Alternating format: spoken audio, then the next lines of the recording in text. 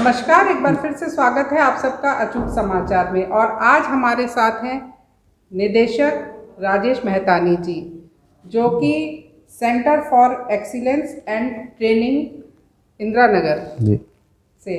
और आज दर्शकों हम बहुत ही खास जानकारी लेने आए हैं रेरा के ऊपर, क्योंकि जब भी आप कोई भवन या ज़मीन परचेज़ करते हैं, ख़रीदने जाते हैं, तो बहुत सारी शंकाएं आपके मन में होती हैं। और रेरा कानून ऐसा बना है जो हमारा मददगार है। कैसे ये कानून हमारी मदद करेगा, इस बारे में पूरी जानकारी हम लेंगे राजेश मेहतानी जी से। थैंक यू सर, रेरा की आवश्यकता क्यों पड़ी? सबसे पहले आप दर्शकों को ये बताइए। ये बहुत अच्छा प्रश्न आपका है। देखिए, ये जो रियल इस्टेट सेक्टर है, ये कृषि के बाद, एग्रीकल्चर के बाद देश में दूसरा सबसे बड़ा सेक्टर है रोजगार देने के मामले में। और इस सेक्टर में 250 से ऊपर एंसिलरी इंडस्ट्रीज़ भी चल रही हैं, जैसे सीमेंट इंडस्ट्रीज़ है और भी इंडस्ट्रीज़ हैं, स्टील है, तमाम चीज़ें हैं। तो 250 से ऊपर एंसिलरी इंडस्ट्रीज़ भी चलती हैं। दूसरे शब्दों में हम कह सकते हैं कि देश की अर्थव्यवस्था में इस सेक्टर का बहुत बड़ा योगदान है। इतना महत्वपूर्ण सेक्टर होने के बावजूद भी ये सेक्टर लार्जली अनरेगुलेटेड था। इसमें जवाबदेही नहीं थी, गुड गवर्नेंस नहीं थी। और सबसे बड़ी बात, कुछ दशकों से ऐसा देखा गया कि जन सामान्य में रियल इस्टेट के मामले में जो पहले भरोसा था, वैसा भरोसा अब नहीं रहा था। पहले एक ज़माने में समझा जाता था कि अगर किसी के पास कुछ सरप्लस मनी है तो इन्वेस्टमेंट के लिए वो मानते थे कुछ ज़मीन ले लो या कोई प्रॉपर्टी ले लो। लेकिन पिछले 1.5 या 2 दशकों से ऐसी चीज़ नहीं थी। लोगों का भरोसा लगभग ख़त्म हो गया था। इसलिए आवश्यकता थी कि एक ऐसा कानून लाया जाए जिससे जन सामान्य का भरोसा फिर से इस सेक्टर में लाया जा सके, क्योंकि तरह तरह के फ्रॉड हो रहे थे, लोगों का पैसा डूब रहा था। तो इसलिए संसद ने एक नया कानून बनाने का निश्चय किया और फिर इससे रेरा का जन्म हुआ। तो रेरा का कानून पूरे भारतवर्ष में एक समान है? जी हाँ, ये कानून भारत की संसद ने बनाया है और पूरे देश में एक समान रूप से लागू है। ये कानून, इसका जो पूरा नाम है उसका नाम है the real estate regulation and development 2016। तो इसके कुछ प्राविधान मई 2016 में लागू हुए और पूरे प्राविधान मई 2017 में लागू हो गए। और पूरे देश में ये कानून 1 मई 2017 से प्रभावी रूप से लागू हो गया। जी। तो सर, जैसे कोई भी प्रॉपर्टी लोग लेने जाते हैं जी, तो उन्हें क्या क्या डॉक्यूमेंट्स देखने चाहिए, क्या क्या जानकारी पूरी हासिल करनी चाहिए बिल्डर से? सबसे पहले तो उन्हें देखना चाहिए कि ये जो प्रोजेक्ट है ये रेरा के अंतर्गत आता है कि नहीं आता। बेहतर हो कि वही प्रोजेक्ट में इन्वेस्ट करें जो रेरा में आता हो, क्योंकि उनमें सिक्योरिटी होगी। तो यहाँ हम देख लेते हैं कि कौन से प्रोजेक्ट रेरा में आते हैं। जी। पहला बिंदु ये है कि वो सभी प्रोजेक्ट जो प्लानिंग एरिया में हो या डेवलपमेंट एरिया में हो। ये पूरे देश में प्लानिंग एरिया का नाम अलग अलग होता। अगर हम उत्तर प्रदेश के संदर्भ में बात करें तो इसको यहाँ डेवलपमेंट एरिया या विकास क्षेत्र कहा जाता है। तो वो सभी प्रोजेक्ट जो विकास क्षेत्र में आते हैं वो रेरा में कवर होंगे। इसके अलावा कुछ थ्रेशोल्ड है, अर्थात यदि प्रोजेक्ट एरिया 500 स्क्वायर मीटर या उससे अधिक होगा तो वो प्रोजेक्ट रेरा में आएगा। इसके अतिरिक्त यदि नंबर ऑफ यूनिट्स 8 या उससे अधिक हैं तो वो रेरा में आएगा। इन दोनों में से एक भी शर्त अगर पूरी होती है, अर्थात यदि कोई बिल्डर हमें ये बताए कि उसका जो प्रोजेक्ट एरिया है वो 450 वर्ग मीटर है, तो उसकी एक पंक्ति सुनकर हम कह सकते हैं कि आपका प्रोजेक्ट रेरा में नहीं आएगा। लेकिन वो कहते हैं रुकिए, मुझे अभी कुछ और कहना, और उसके बाद बताते हैं कि जो हमारी नंबर ऑफ यूनिट्स हैं वो 10 हैं, तो फिर उनका प्रोजेक्ट रेरा में आएगा। अर्थात ये जो 2 शर्तें हैं, प्रोजेक्ट एरिया 500 स्क्वायर मीटर या उससे अधिक या नंबर ऑफ यूनिट्स 8 या उससे अधिक, इनमें से एक भी शर्त अगर पूरी होती है और वो प्रोजेक्ट प्लानिंग एरिया में है तो वो रेरा में कवर होगा। अब इसके अंतर्गत दो प्रकार के प्रोजेक्ट हैं। कमेंसमेंट डेट अर्थात 1 मई 2017 को जो प्रोजेक्ट पहले से चल रहे थे, जिन्हें कमेंसमेंट डेट अर्थात 1 मई 2017 तक कंप्लीशन सर्टिफिकेट नहीं मिला था, उन्हें कहा गया ऑन गोइंग प्रोजेक्ट्स। तो वो प्रोजेक्ट्स सभी जिन्हें 1 मई 17 को सीसी नहीं मिला था वो रेरा में आ गए।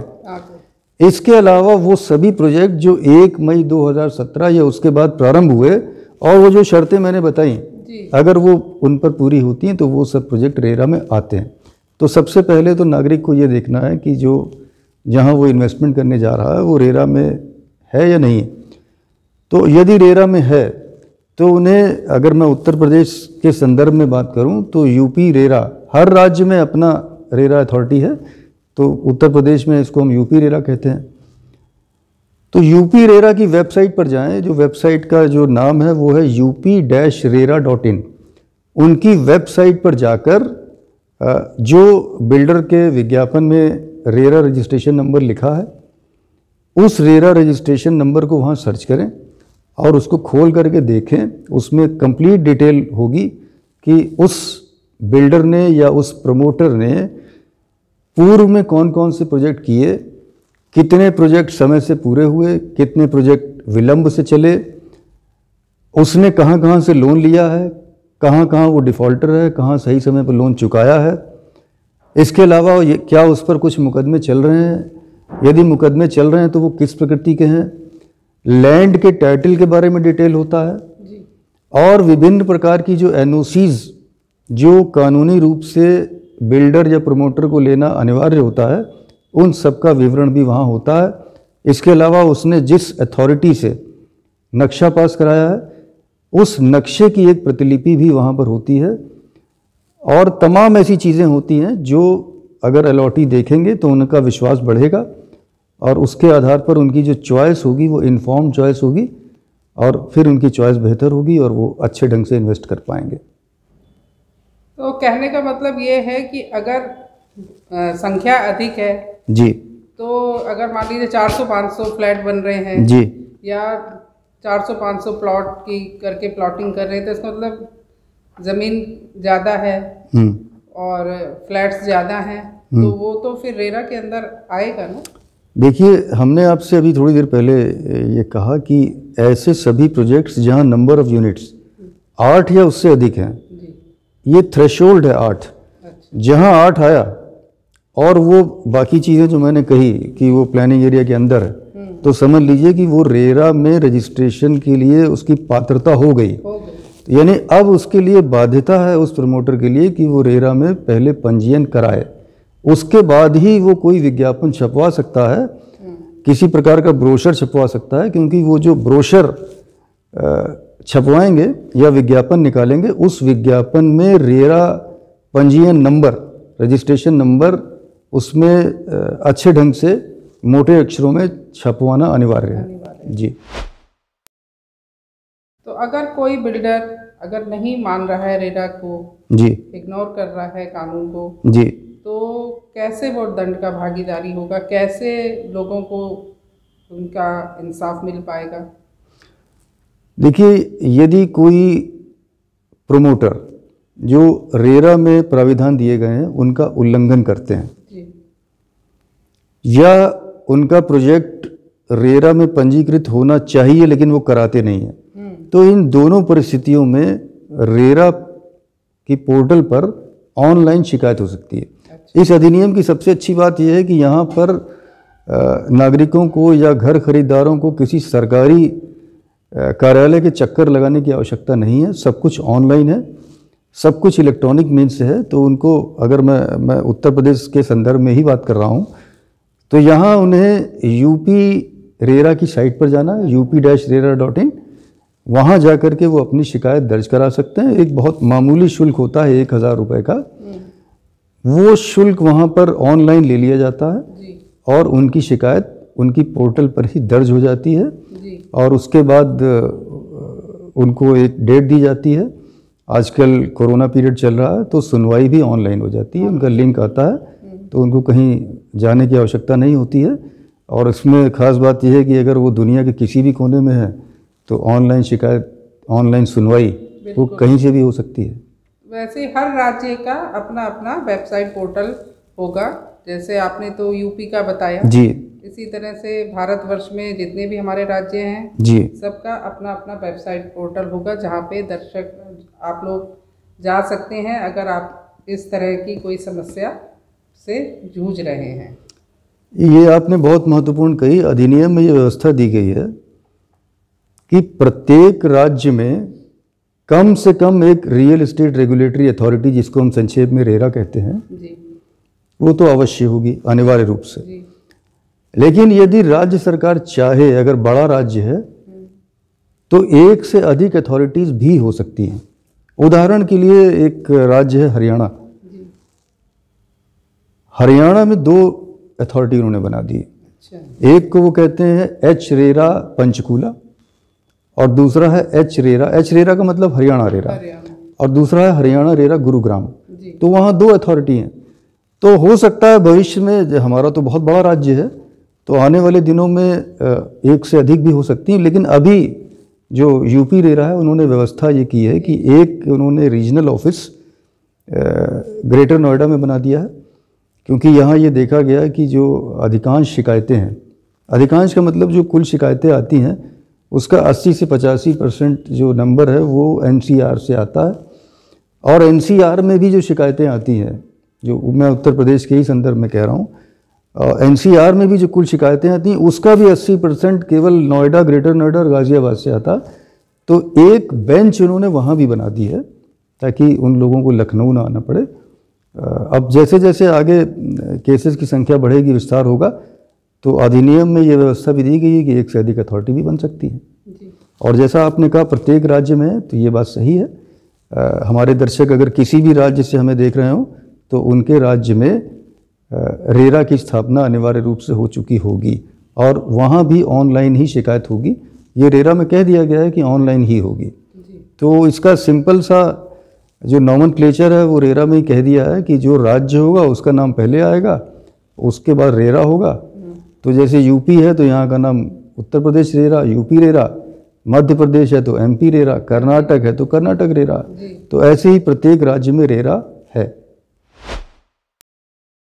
रेरा के बारे में और जानकारी देते हैं, इससे और क्या क्या फ़ायदे मिल सकते हैं?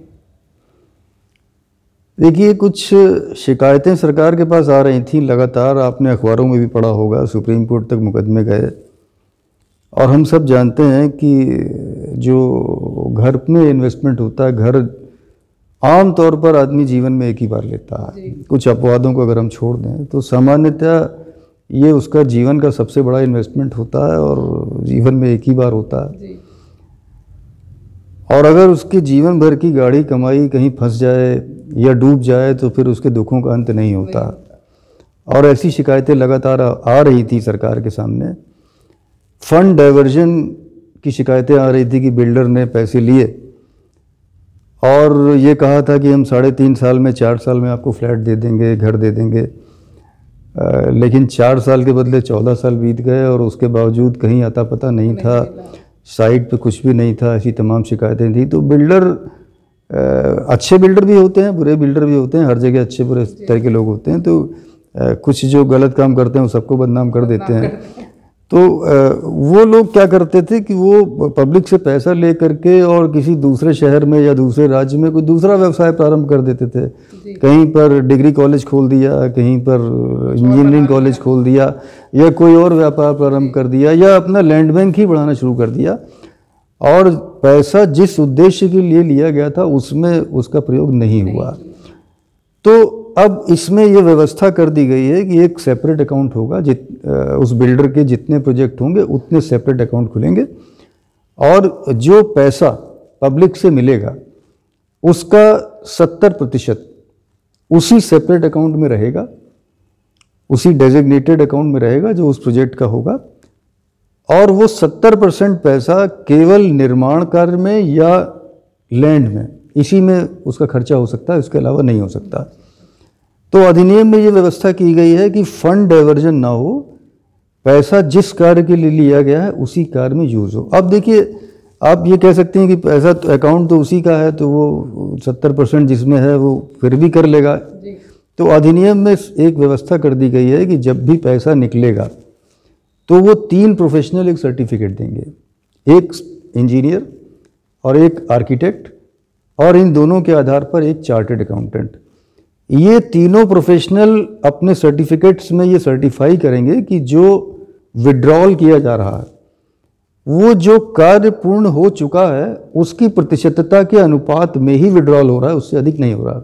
उदाहरण के लिए, यदि 10% कार्य पूर्ण हो चुका है तो जो पैसा निकल रहा है वो 10% ही निकल रहा है, तो प्रतिशतता के अनुपात में निकल रहा है। और समय समय पर जो राज्यों की रेरा हैं, यानी जो अथॉरिटीज़ हैं, वो इसका ऑडिट भी करते हैं। और ऑडिट की एक व्यवस्था भी इसमें दी गई है कि वित्तीय वर्ष समाप्त होने के 6 माह के भीतर एक चार्टर्ड अकाउंटेंट इन प्रैक्टिस, ये चार्टर्ड अकाउंटेंट उस चार्टर्ड अकाउंटेंट से अलग होगा जो विड्रॉल के लिए सर्टिफिकेट देता था, तो वो ऑडिट रिपोर्ट देंगे और ऑडिट रिपोर्ट रेरा की वेबसाइट पे उनको सबमिट करनी होगी प्रत्येक वर्ष, यानी वित्तीय वर्ष समाप्त होने के 6 महीने के भीतर। इसके अलावा रेरा को यदि कोई शिकायत मिलती है तो इनके पास अपना एक चार्टर्ड अकाउंटेंट्स का पैनल भी होता है और वो स्वयं भी इसका ऑडिट कराते हैं और पूरी तरीके से नियंत्रण रखने का प्रयास करते हैं और ये सुनिश्चित करते हैं कि फंड डाइवर्जन ना हो। तो सबसे बड़ा लाभ तो ये है कि यदि कोई रेरा रजिस्टर्ड प्रोजेक्ट है तो इसमें नागरिक को संतोष रहता है कि मेरे पैसे का डाइवर्जन नहीं होगा, किसी अन्य काम में ये पैसा नहीं लगेगा। इसके अलावा पूर्व में ये शिकायतें आती थी कि जैसे पहले नक्शा पास कराया, वो 8 मंजिल का नक्शा था और लोग आके रहने लगे, उसके बाद 3 मंजिल और या 4 मंजिल और बना दी। तो इसमें ये व्यवस्था की गई है कि अब ऐसा नहीं होगा। जो उसमें अलॉटीज़ हैं उनका 2/3 लोगों से, मिनिमम 2/3, उसकी गणना कैसी है वो भी बड़ा इंटरेस्टिंग है, वो भी हम आपको बताते हैं। तो उनका प्रायर रिटन अप्रूवल होगा, उसके बाद ही मेजर स्ट्रक्चरल चेंज हो सकता है। मेजर मतलब यदि बिल्डिंग की हाइट घट या बढ़ रही है या एरिया घट या बढ़ रहा है तो उसको हम कहते हैं मेजर स्ट्रक्चरल चेंज। तो ये 2/3 लोगों से पहले परमिशन लेनी होगी। और गणना भी बहुत इंटरेस्टिंग है। इसमें यह कहा गया कि यदि किसी परिवार में एक से अधिक घर लिए हैं या किसी कंपनी ने अपने एम्प्लॉयज़ के लिए घर लिए हैं, मान लीजिए पंजाब नेशनल बैंक है, उसने अपने एम्प्लॉयज़ के लिए 10 घर ले लिए या 20 ले लिए, तो उनका वोट 1 होगा। और यदि बिल्डर ने अपने लिए कुछ फ्लैट्स रोक रखे हैं 10, 15, 20, तो उसका वोट 0 होगा, यानी बिल्डर वोट नहीं कर सकता। इस आधार पर मिनिमम 2/3 अलॉटीज़ का जब प्रायर रिटन अप्रूवल होगा उसके पहले जो कॉम्पिटेंट अथॉरिटी है वो इस बात की अनुमति नहीं दे सकती कि आप उसके लेआउट में या नक्शे में किसी प्रकार का परिवर्तन कर लें। पहले ये भी शिकायतें आती थी, लेकिन अब रेरा आने के बाद ये नहीं होगा। एक प्रश्न सर ये है आपसे जी कि कभी कभी होता है कि बिल्डर ने सारी चीज़ें लिखी कि ये आपको एरिया मिलेगा, ऐसा होगा, ये होगा, बड़े अच्छे अच्छे सपने दिखाए जी, लेकिन जब इंसान को मकान मिलने लगा जी, तो पता चला वो चीज़ें तो नदारद हैं जी। तो तब क्या होगा? देखिए, रेरा अधिनियम की धारा 12 में एक व्यवस्था है जिसको कहा जाता है वेरासिटी ऑफ एडवर्टीजमेंट, यानी विज्ञापन की सत्यता। तो उसमें यह कहा गया है कि कोई भी ऐसी सामग्री, विज्ञापन हो सकता है, ब्रोशर हो सकता है, मॉडल हाउस हो सकता है, कोई ऑडियो या वीडियो हो सकता है, जिसके आधार पर जो होम बायर है उसने घर खरीदने का निर्णय लिया, तो उसकी सत्यता की जिम्मेदारी प्रमोटर की होगी। प्रमोटर ने जो कहा यदि वैसा नहीं मिलता है तो अधिनियम की धारा 12 में ये प्राविधान है कि जो होम बायर है वो अपना पूरा पैसा, जो प्रेस्क्राइब्ड इंटरेस्ट है, जो उसके समेत वापस ले सकता है और साथ ही वो कॉम्पनसेशन भी ले सकता है। अब कॉम्पनसेशन देने के लिए जो भी रेरा अथॉरिटीज़ हैं वहाँ एक और अधिकारी की नियुक्ति होती है जिसका नाम होता है एडजुडिकेटिंग अफसर, या न्याय निर्णयन अधिकारी, उसके लिए शर्त यह है कि वो अधिकारी या तो सिटिंग या रिटायर्ड डिस्ट्रिक्ट जज लेवल के नीचे के अधिकारी नहीं होंगे। उनका ये काम होता है कि वो प्रतिकर की गणना करें। उदाहरण के लिए मान लीजिए उन्होंने बताया कि हमारी जो टाइल्स लगेंगी वो एंटी स्किड होंगी और इस कंपनी की होंगी, स्टेयर केस में ऐसी होंगी, और एक सचमुच ऐसा केस आया महाराष्ट्र में और वैसी नहीं थी जो उन्होंने विज्ञापन में कहा था। तो जो होम बायर थी उनकी मदर स्लिप हो गई उसकी वजह से, क्योंकि जो प्रोडक्ट उन्होंने कहा था वो लगा नहीं था। और उसके बाद वो महाराष्ट्र रेरा की शरण में गए तो उनके जो एडजुडिकेटिंग अफसर थे उन्होंने अपना निर्णय सुनाया। एक तो उन्होंने कहा पूरा पैसा वापस दीजिए, उसके अलावा बहुत हैवी कंपनसेशन के लिए उन्होंने उनका आदेश दिया। तो कंपनसेशन की कोई लिमिट नहीं है, ये डिपेंड करता है कि जो इस प्रकार की डील हुई उसमें घर खरीदार को कितना नुकसान हुआ और जो प्रमोटर है या बिल्डर है उसको कितना अवैध रूप से लाभ हुआ। इस प्रकार के 3-4 बिंदु हैं। उसके आधार पर जो एडजुडिकेटिंग अफसर हैं वो ये तय करते हैं कि कंपनसेशन कितना होगा, और कभी कभी ये कंपनसेशन फ्लैट की कीमत से ज़्यादा या काफ़ी ज़्यादा भी हो सकता है। सो देयर इज़, इसलिए विज्ञापन में जो कहा गया है उस पर उसकी सत्यता के लिए इसमें बहुत कठोर प्राविधान है और वो निश्चित रूप से मिलना ही चाहिए। सर, आप तो उत्तर प्रदेश में देख रहे हैं जी, उत्तर प्रदेश का पूरा जी, इस समय, तो क्या चल रहा है उत्तर प्रदेश में? इसमें कोई और नई चीज़ें आ रही हैं क्या इस समय है? देखिए उत्तर प्रदेश में जो यूपी रेरा है उसमें कई नए प्रयोग हो रहे हैं। एक तो हर चीज़ उन्होंने ऑनलाइन कर दी है, ऑनलाइन सुनवाई भी हो रही है, और इस समय जो कोरोना महामारी का काल चल रहा तो उसमें एक उन्होंने प्रयोग किया है रेरा संवाद। रेरा संवाद रेरा की साइट पर उस पर रजिस्ट्रेशन हो जाता है और समय समय पर उनके ऑनरेबल चेयरमैन हैं या ऑनरेबल मेंबर्स हैं, वो स्वयं सीधे ऑनलाइन 1-to-1 बात करते हैं और वो कोशिश करते हैं कि तत्काल उनकी समस्या का समाधान हो। जैसे कि रेरा ने कोई ऑर्डर किया, उसका अनुपालन नहीं हो रहा या और कोई परेशानी आ रही है तो 1-to-1 बातचीत होती है। इसके अलावा एक ये भी प्रयास किया जा रहा है कि जो प्लानिंग एरिया से बाहर के प्रोजेक्ट हैं उसके बारे में भी कुछ व्यवस्था की जाए, क्योंकि अधिनियम में ये प्राविधान है कि यदि जनहित में अथॉरिटी को लगता है कि प्लानिंग एरिया के बाहर के प्रोजेक्ट्स को भी रेरा की परिधि में लाना चाहिए तो ये अधिकार अधिनियम में दिया गया है। तो लखनऊ में जो मास्टर प्लान का एरिया है, चारों तरफ लखनऊ का जो पेरीफेरी है उससे 10 किलोमीटर आगे तक का रिमोट सेंसिंग के माध्यम से उसका सर्वे करा लिया गया है। उसका पूरा डेटाबेस तैयार है और इस बारे में कार्रवाई हो रही है। इसमें जल्द ही इसमें निर्णय लिया जाएगा और यदि ये प्रयोग सफल होता है तो उसको पूरे उत्तर प्रदेश में रेप्लिकेट किया जाएगा। ये हो जाए तो बहुत ही अच्छा है। तो इस दिशा में उत्तर प्रदेश रेरा काम कर रहा है। इसके अलावा यूपी रेरा जो काफ़ी देखा गया है कि शिकायतें होती हैं, जो एसोसिएशन बनती है या एसोसिएशन ऑफ अपार्टमेंट ओनर्स, उसमें काफ़ी विवाद रहते हैं। तो उसके लिए भी कुछ गाइडलाइंस तैयार करने के लिए कार्रवाई चल रही है। तो उन्होंने उसका जो ड्राफ्ट था अपनी वेबसाइट पर उसको अपलोड किया था, जन सामान्य के सुझाव मांगे थे और उस पर अब मुझे पता लगा है कि उस पर बहुत तेज़ी से काम चल रहा है और नागरिकों की सुविधा के लिए बहुत जल्दी वो गाइडलाइंस भी सामने आएंगी। इसके अलावा ये देखा गया है कि जो प्रॉपर्टी के पेपर्स हैं, एक आम आदमी वो सब चीज़ें समझ नहीं पाता। जैसे लैंड टाइटल हमने कहा चेक कर लीजिए, हमने तो कह दिया चेक कर लीजिए, या रजिस्ट्री को देख लीजिए, ये तो वो पेपर्स जनरली बहुत टिपिकल होते हैं और उसको हमने ये देखा कि पढ़े लिखे लोग भी उसको नहीं समझ पाते। इतना आसान नहीं होता कानूनी पेपर्स को देखना और समझना। तो उत्तर प्रदेश के नागरिकों की सुविधा के लिए रेरा एक बहुत ही अच्छा काम करने जा रहे हैं। वो 2 प्रकार की ग्रेडिंग करने जा रहे हैं। एक तो वो प्रमोटर्स की ग्रेडिंग करेंगे और दूसरा उनके प्रोजेक्ट्स की ग्रेडिंग करेंगे। फॉर एग्जांपल वो कहते हैं कि ये प्रमोटर ए है, इसका ये जो है 5 स्टार रेटिंग का प्रमोटर है और इस प्रमोटर का ये वाला प्रोजेक्ट 2 स्टार रेटिंग का है या 3 स्टार रेटिंग का है।